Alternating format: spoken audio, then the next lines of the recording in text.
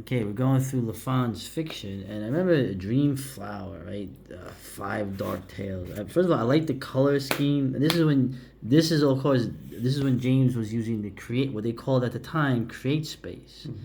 He was using the create space templates, which made some very interesting. I mean, the colors you could pick, and I mean, no, I'm talking about colors, but I really like the colors here, and I like that he picked a picture of some flower coming out of the snow. You picked this out for me. I picked that out for you? Yeah, I wanted a flower, and I asked you about it, and you picked this Oh, gee. flower So, picture out for me.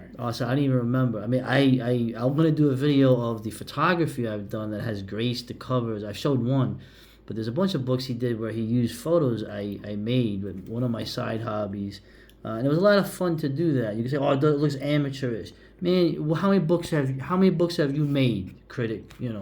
Watching this. So, Dream Flower. Now, Dream Flower is one of the stories. To me, I did a reading of Dream Flower. Dream Flower to me is really amazing. It was actually published on a certain website, and my man got paid for that. The only piece of fiction I ever got paid for. The only piece of fiction he ever got paid for, right? And like I said, I've read that story. One amazing, weird horror tale, but really the horror is not even the entity in this. The horror is, of course, the existential, right?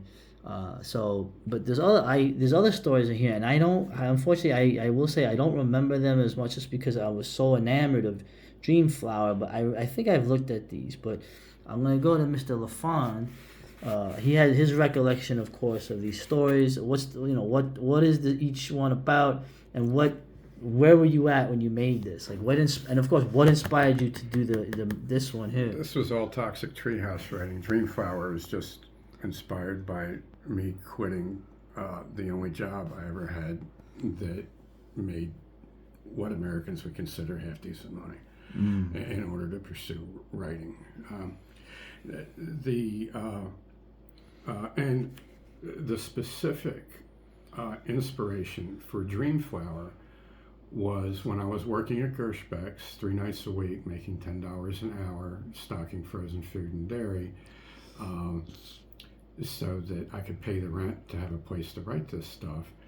I was buying an unsweetened tea from the cooler at the end of the aisle for my lunch, and I read the haiku. It was this hipster tea brand that had haikus, like these little poems. Right, Japanese poem. And this was written by some woman from somewhere. You could send your little haiku in, and they would put it on their bottle.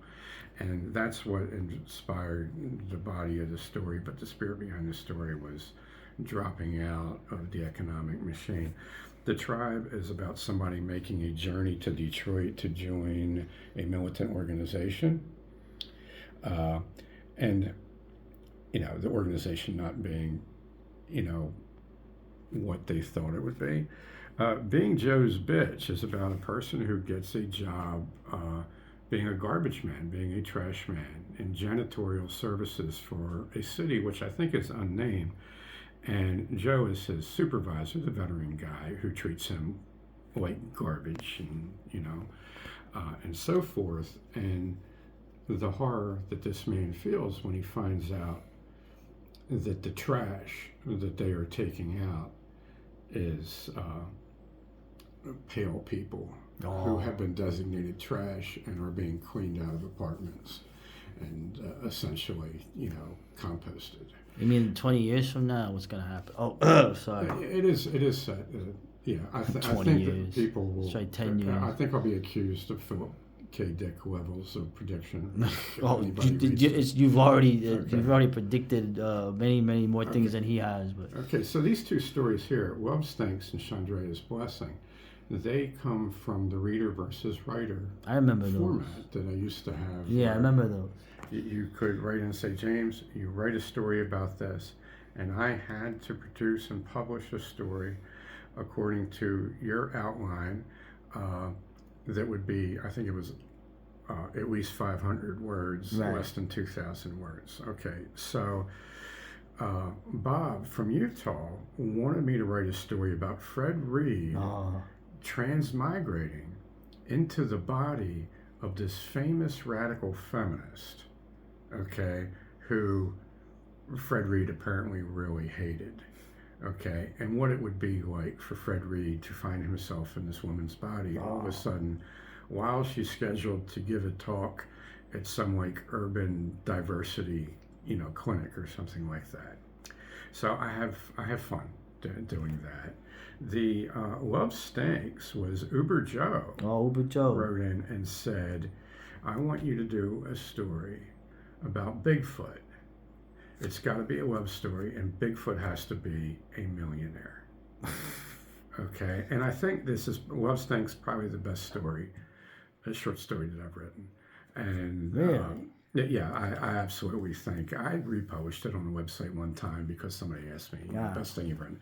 I think Love Stinks is the best short fiction that I've written, and also there were some other things that came out of the Reader Versus writer thing that I thought were pretty good, but Love Stinks I think was absolutely the best, and it was because he pinned my arms. I was like, well, it's got to be a love story, it's got Bigfoot in it, and the Bigfoot's got to be a millionaire. This is ridiculous. I know, yeah. But him giving me those ridiculous parameters, I think made it one of the best pieces. Well, we like people like us. We like Bigfoot. We root for Bigfoot. But that's interesting. I had totally forgotten that story. And I forget his name. I mean, he had like a regular name. Bigfoot in the story had like a regular name. He was adopted by a human family. He inherited a fortune, and Harry and the Hendersons. I don't know why I'm bringing that stupid movie up.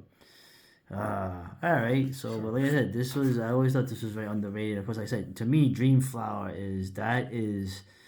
I'll link to my video where I read it because you want to hear my dulcet tones describe this horror story. That's really more real life horror of just and like I said, in terms of checking out of the economy, that's gonna be most Americans' middle name in the next decade. So straight up. All right. Well, thank you. Yeah. Dude, okay. I'm looking forward to having company. Stop. Everyone's like, James, you know what? Stop predicting things because they keep coming true. Please.